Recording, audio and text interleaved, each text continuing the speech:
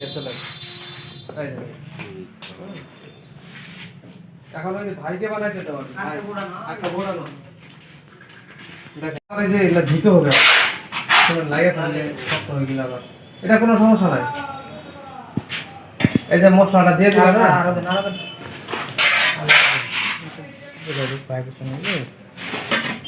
এই দেখুন এখন আপনার এই যে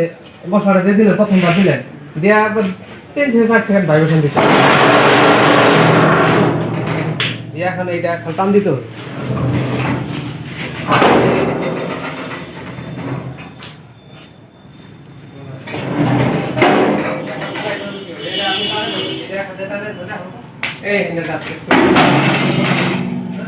এখন আপনাকে দুইটা মোটর একসাথে দিয়ে দিতে হবে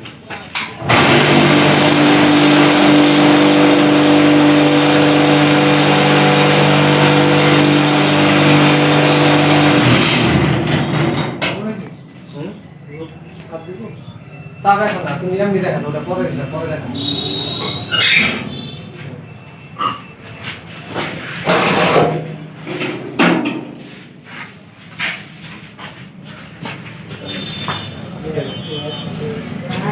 এখানে এভাবে আরেকটা বোর্ড দিয়ে দিবে বোর্ড দিয়ে ঠেলা দিলে এটা চলে এখন ওই যে ভাইকে বানাইতে দেওয়া